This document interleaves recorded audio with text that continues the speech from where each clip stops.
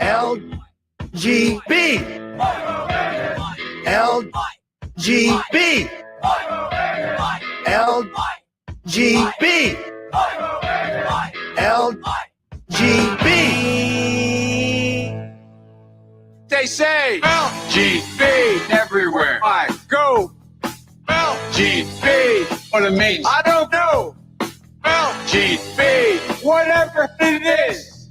LGB, come on, help me, please, please. Alrighty then. Thank you. LGB, Let's go, Brandon. Right? LGB. This means let's go, Brandon. No. LGB, Sounds like let's go, Brandon. I guess. LGB. All right, let's go, Brandon. I am Cornholio. Chant LGB, right wing and left wing. LGB, go, you know the thing. LGB, if you don't sing that back. LGB, and you ain't black. LGB, Let's go, Brandon. LGB, Let's go, Brandon. LGB. Let's go, Brandon. FJB. Let's go, Brandon. I'm Joe Biden, and I forgot this message. Greetings, my dear friends, and welcome to another episode of Reading Epic Threads. I'm your host, Patrick Gunnels, joining you from Houston, Texas, this February 20th, 2024 at 6:28 a.m. Central Standard Time. I am headed to Dallas today to check out the lovely South Lake Hilton site of the very next GART / also called Threadfest 3 in its own way. So definitely go to badlandsmedia.tv/events to sign up to be a part of that wonderful event. But I'll be doing Reading Epic Threads from Dallas tomorrow and the next day.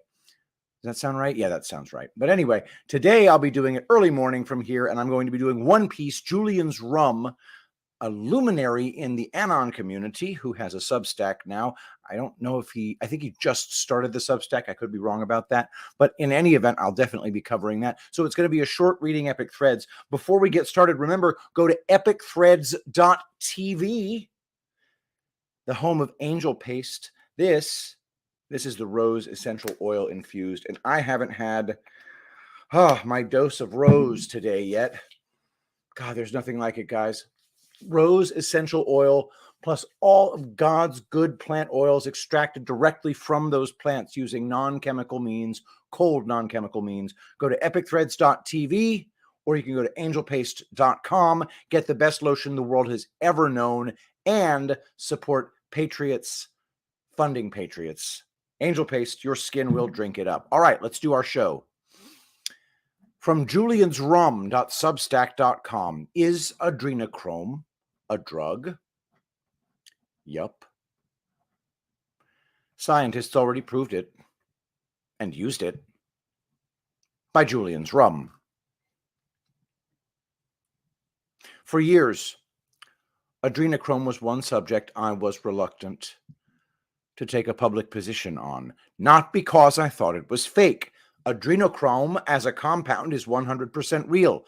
I just wasn't convinced it was really used as a drug by the global elite farmed from tortured children.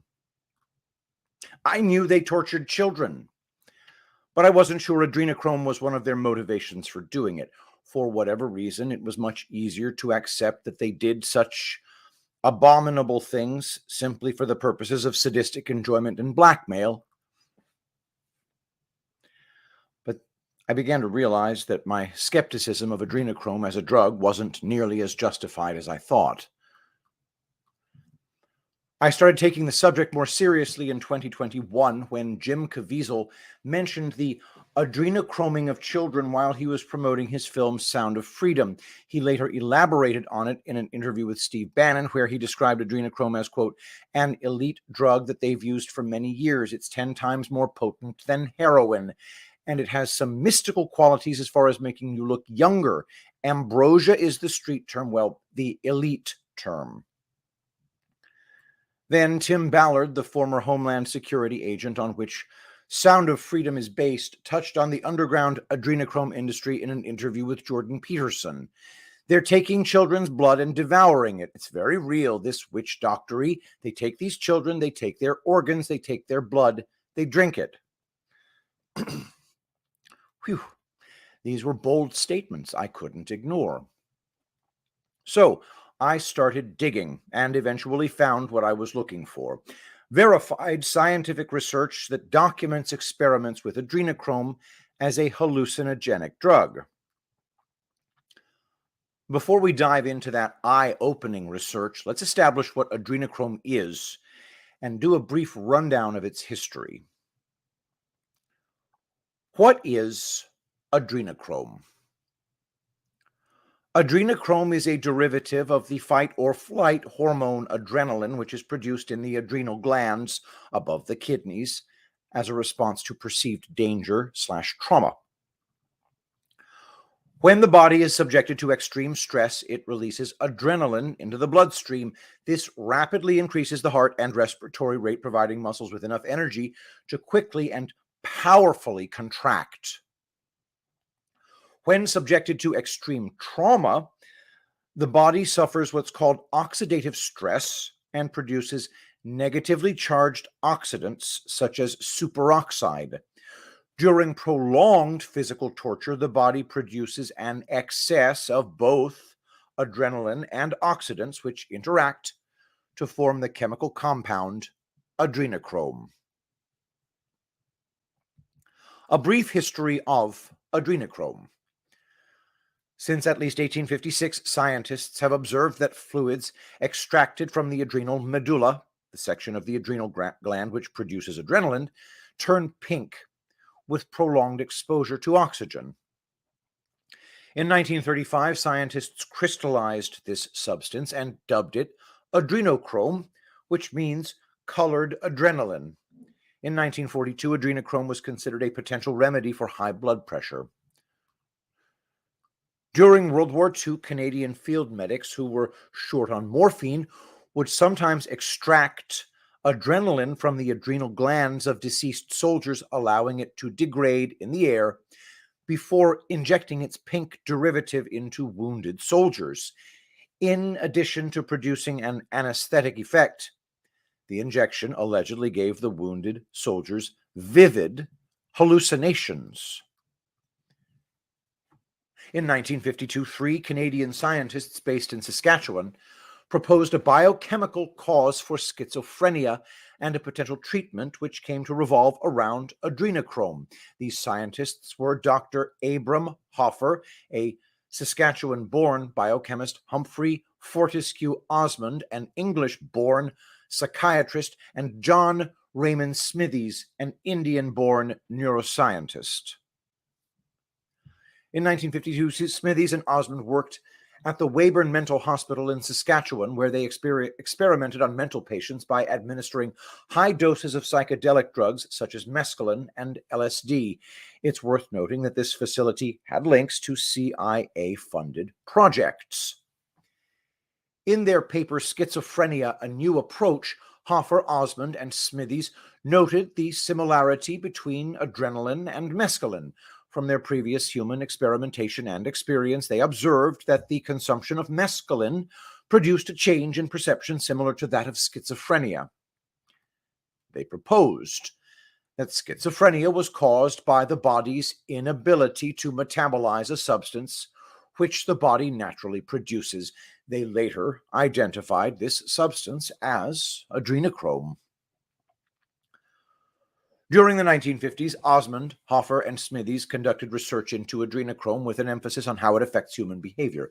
They were able to manufacture adrenochrome themselves, describing it as, quote, beautiful crystals which were purplish red and formed a bright red solution which turned yellow when oxidized by the oxygen in the air. They also experimented on themselves and their wives by injecting adrenochrome into their veins. They published their experiences in a research paper where they described adrenochrome as, quote, a more insidious and longer-lasting drug than both mescaline and LSD, end quote. This is the research I stumbled upon. In the paper, Some Psychological Effects of Adrenochrome, Hoffer, Osmond, and Smithies, Osmond documents his personal experiences tripping on adrenochrome as well as the experiences of other volunteers. What follows are what I deemed to be the most notable excerpts pulled from the research paper where Osmond recounts his experience tripping on adrenochrome. The research paper can be read in full here, pages 37 to 42, link in the article. Osmond's experience after being injected with adrenochrome. The fact that my blood pressure did not rise suggests that I was not unduly tense. After about 10 minutes, while I was lying on a couch looking up at the ceiling, I found that it had changed color. It seemed that the lighting had become brighter. I asked Abe and Neil if they had noticed anything, but they had not. I looked across the room, and it seemed to have changed in some not easily definable way. I wondered if I could have suggested these things to myself. I closed my eyes, and a brightly colored pattern of dots appeared. The colors were not as brilliant as those which I have seen under mescaline, but were of the same type. The patterns of dots gradually resolved themselves into fish-like shapes. I felt that I was at the bottom of the sea or in an aquarium among a shoal of brilliant fishes. At one moment, I concluded that I was a sea anemone in this pool. Abe and Neil kept pestering me to tell them what was happening, which annoyed me. They brought me a Van Gogh self-portrait to look at. I have never seen a picture so plastic and alive. Van Gogh gazed at me from the paper, crop-headed with hurt, mad eyes, and seemed to be three-dimensional. I felt that I could stroke the cloth of his coat and that he might turn around in his frame. Neil showed me the Rorschach cards, their texture, their bas-relief appearance, and the strange and amusing shapes which I had never seen in the cards were extraordinary. My experiences in the laboratory were on the whole pleasant, but when I left, I found the corridors outside sinister and unfriendly. I wondered what the cracks in the floor meant and why there were so many of them. Once we got outdoors, the hospital buildings, which I know well, seemed sharp and unfamiliar. As we drove through the streets, the houses appeared to have some special meaning, but I couldn't tell what it was. In one window, I saw a lamp burning, and I was astonished by its grace and brilliance. I drew the experimenters' attention to it, but they were unimpressed. We reached Abe's home, where I felt cut off from people, but not unhappy. I knew that I should be discussing the experience with Abe and his wife, but could not be bothered to do so. I felt no special interest in the experiment and had no satisfaction at its success, although I told myself that it was very important. Before I got to sleep, I noticed that the colored visions returned when I shut my eyes. Normally, I have hypnagogic visions after several minutes in a darkened room when I am tired. I slept well. The next morning, although I had slept only a few hours, life seemed good. Colors were bright, and my appetite keen. I was completely aware of the possibilities arising from the experiment. Color had extra meaning for me. Voices, typewriting, any sound was very clear. With those whom I felt I did not appreciate the importance of the new discovery, I could have easily become irritable, but I was able to control myself. I had 5 mgm, possibly milligrams, of adrenochrome this time because it was thought that it was probably deteriorating. I saw only a few visual patterns with my eyes closed. I had the feeling that there was something wonderful waiting to be seen, but somehow I couldn't see it. However, in the outside world, everything seemed sharper, and the Van Gogh was three-dimensional. I began to feel that I was losing touch with everything. My sister telephoned, and although I am usually glad to hear her voice, I couldn't feel any warmth or happiness. I watched a group of patients dancing, and although I enjoy watching dancing with the envious interest of one who is clumsy on his feet, I didn't have a flicker of feeling. As we drove back to Abe's house, a pedestrian walked across the road in front of us. I thought we might run him down, and I watched with detached curiosity. I had no concern for the victim. We did not knock him down. I began to wonder whether I was a person anymore, and to think that I might be a plant or a stone. As my feeling for these inanimate objects increased, my feeling for and my interest in humans diminished. I felt indifferent towards humans and had to curb myself from making unpleasant personal remarks about them. I had no inclination to say more or less than I observed. If I was asked if I liked a picture, I said what I felt and disregarded the owner's feelings. I did not wish to talk and found it most comfortable to gaze at the floor or a lamp. Time seemed to be of no importance. I slept well that night and awoke feeling lively, but although I had to attend 3 meetings that morning, I did not hurry myself. Eventually, I had to be dragged out of the house by Abe. I had to get my car from a garage where it was being repaired. When at last I was seated in the driver's seat, I realized that I couldn't drive it through traffic, although I'm quite able to do so usually. I did not, however, feel anxious or distressed by this, but persuaded the garage proprietor to drive me to my destination. I would, I believe, have normally found this to be a humiliating situation, but I did not feel humiliated. I attended the scientific meeting, and during it, I wrote this note. Abe, this damn stuff is still working. The odd thing is that stress brings it on after about 15 minutes. I have this glass wall, other side of the barrier feeling. It is fluctuant, almost intangible, but I know it is there. It wasn't there 3/4 of an hour ago. The stress was the minor one of getting the car. I have a feeling that I don't know anyone here. Absurd, but unpleasant. Also, some slight ideas of reference arising from my sensation of oddness. I have just begun to wonder if my hands are writing this. Crazy, of course. I fluctuated for the rest of the day. While being driven home by a psychologist colleague, I discovered that I could not relate distance and time. I would see a vehicle far away on the long, straight prairie roads, but would be uncertain whether we might not be about to collide with it. We had coffee at a wayside halt, and here I became disturbed by the covert glances of a sinister-looking man. I could not be sure whether he was really doing this or not. I went out to look at 2 wrecked cars which had been brought into a nearby garage. I became deeply preoccupied with them and the fate of their occupants. I could only tear myself away from them with an effort. I seemed in some way to be involved in them. Later in the day, when I reached home, the telephone rang. I took no notice of it and allowed it to ring itself out. Normally, no matter how tired I am, I respond to it. By morning, I felt that I was my usual self again.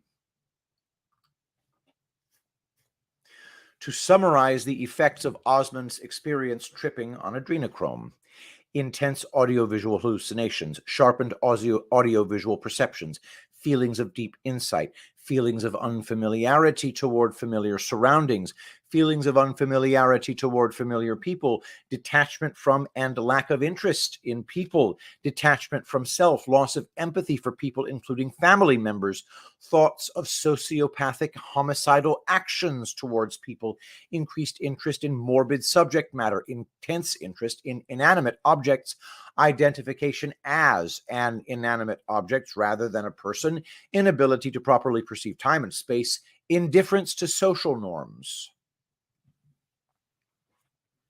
Keep in mind, Osmond claimed it was a modest dose, but the trip appeared to last 48 hours.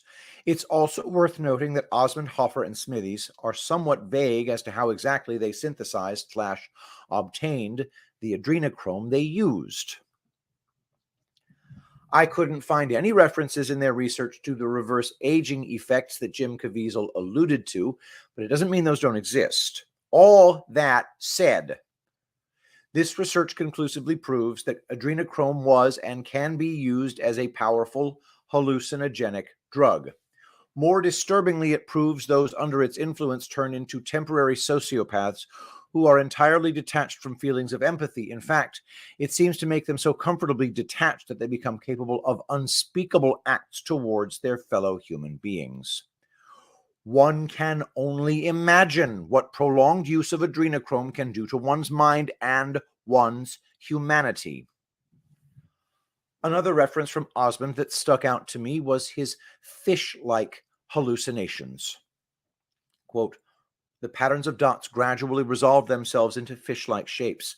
I felt that I was at the bottom of the sea or in an aquarium along a shoal of brilliant fishes. At one moment, I concluded that I was a sea anemone in this pool, end quote. I can't help but wonder if these fish-like hallucinations are a common experience while tripping on adrenochrome. It reminds me of this drop, in which Q highlights an old Disney Cruise Line snorkeling expedition to Epstein Island. Quote, afterward, make your way to your second snorkel stop, Little St. James Island, where curious fish dart back and forth in the clear blue water and colorful coral formations nestle next to amazing underwater formations, end quote. What kind of expedition was Disney really advertising? Fish symbolism is something that frequently pops up in the cult elite's symbolism. Recall the charm necklace that Gloria Vanderbilt wore when she was photographed with her two young sons. Notice the two fish charms on the bottom of the necklace, which flank the goddess charm in the photos below. You can find these at juliansrum.substack.com. We all know Epstein Island was a blackmail honeypot where famous people were filmed committing unspeakable acts on children. But was it also used to farm and feed people's addiction to adrenochrome? Q drop, number 4565 of July 2nd, 2020. Possible Epstein was a puppet, not the main persons of interest. Financed by whom or what? F, foreign entities. Primary, gather blackmail on elected Pauls, dignitaries, royalty, Hollywood influencers, Wall Street, and other financial top-level players, other high-profile industry-specific people, etc. 2, feed an addiction. Controllable. Maxwell family background, Robert Maxwell history, Intel, agency, wealth, class 1 through 99. Sometimes it's the people in the background that are of greater influence. Q. That is juliansrum.substack.com. Once again, go to juliansrum.substack.com. So I'm going to finish up the show with a couple of pieces from the new Vox Day blog called sigmagame.substack.com. Frisky Barbie versus Chaste Jane. How men value women in the sexual and marital markets. This was written back in 2010 in response to an article on a now defunct women's blog, but it remains as valid today as it was then. It is also more reliably predictive of female behavior than the various forms of a female sociosexual hierarchy thus far proposed.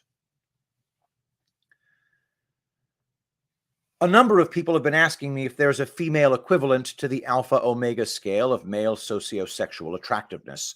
I originally replied, rather facetiously, that there is a perfectly useful 1 to 10 scale that doesn't strain anyone's brain to comprehend, but of course it is obvious there is more to a woman's sociosexual rating than her raw physical beauty at a given moment. However, it wasn't until I read The Sex Risk for Women That No One Likes to Talk About that I realized how the female scale works. Quote, as David Buss says, the modern conditions for mating may have changed significantly, but humans still employ the same sexual strategies. Of the 67 traits men seek in a committed partner, faithfulness and sexual loyalty rank as the most important in every culture ever studied. While men seek women with promiscuity, sexual experience, and high sex drive when selecting for short-term mating, they still retain the preference for a sexually inexperienced wife, or at least one who is less experienced than they are. In the era of hooking up, this concern is exacerbated as the number of inexperienced women has dropped dramatically. One of the things I hear most from men like Conflicted is that they have no interest in stepping in to pick up the pieces after women have been used up by other men. It's insulting to their pride for obvious reasons, and many will refuse to marry if they cannot find a woman who meets their requirements. End quote. Now, We already know that men place a high value on female beauty. So if we take into account that sexual loyalty also matters a great deal to them, as well as how a woman's sexual history serves as a practical proxy for that otherwise indeterminable loyalty, we can construct a scale that should reliably describe a woman's sociosexual attractiveness to men. Pictured here, really attractive woman and Salman Rushdie. The caption is, there is an explanation for this, and it's not his overrated literary talent either. The Centers for Disease Control reports that women between the ages of 20 and 59 anonymously report their sexual histories as follows. History: slutty, 15 plus partners, 9.4%. Frisky, 7 to 14 partners, 21.3%. Normal, 2 to 6 partners, 44.3%. Chaste, 0 to 1 partners, 25%. According to the CDC, the median number of sexual partners for women of what has lately become the normal range of marriage, 25 to 29, is 4. The report also shows that the sexual history proxy is a reasonable one for future marital prospects. 30.8% of chaste women are currently married and 6.5% are divorced, whereas only 7.4% of slutty women are currently married, compared to 19.1% who are divorced. 2024 note, the fact that a chaste woman has a 41% greater chance of ever getting married than a slutty one strongly suggests, though does not prove, that her chances of marrying a more desirable man are also higher, especially in light of what should be the obvious observation that her standards and expectations are much more likely to be higher rather than lower. To keep things relatively simple, I will next divide women into 4 categories based on their perceived physical beauty on the conventional 1 to 10 scale as follows. I'm sorry, I just caught the 4th category. Beauty: Barbie, 9 to 10, 2.5%. Babe, 7 to 8, 12.5%. Jane, 4 to 6, 55%. Coyote, 1 to 3, 30%. That's really mean, Vox Day. Oh, God. The key thing to remember here is that men have a very binary approach to women. What they are looking for in the immediate term is almost never what they prioritize in the long term. For permanent relationships, which I assume is the primary interest of those reading here, most men prefer to drop down 1 level on the beauty side in favor of going up 1 level on the history side, the possible exception being the alphas and sigmas, who put a premium on beauty, presumably because the numerical differences between normal, frisky, and slutty is a rounding error in their own telephone book length sexual histories, though of course one cannot ever predict an individual's micro preference with the macro average. The 5 female tiers. Tier 1, chaste Barbie, normal Barbie, chaste babe. Tier 2, frisky Barbie, normal babe, chaste Jane. Tier 3, slutty Barbie, frisky babe, normal Jane. Tier 4, slutty babe, frisky Jane, chaste coyote. Tier 5, slutty Jane, normal, frisky, and slutty coyotes. This explains both Conflicted's negative reaction to his girlfriend's history and the hot wife / herb combination that has puzzled so many observers of human relationships over time, regardless of their sex. Conflicted thought he had scored a normal babe, but she turned out to be a slutty babe, so her value declined accordingly in his eyes, to such an extent that he is contemplating ending the dating relationship and almost surely will decline to marry her. In the case of the hot wife plus herb, it's most likely an obvious case of a woman having her beauty value reduced by her history value, thereby lowering her tier. Emma Stone is a clear-cut babe. Her husband, well, de gustibus. I think Emma Stone borders on Barbie, bro. I mean, I don't, that's just me.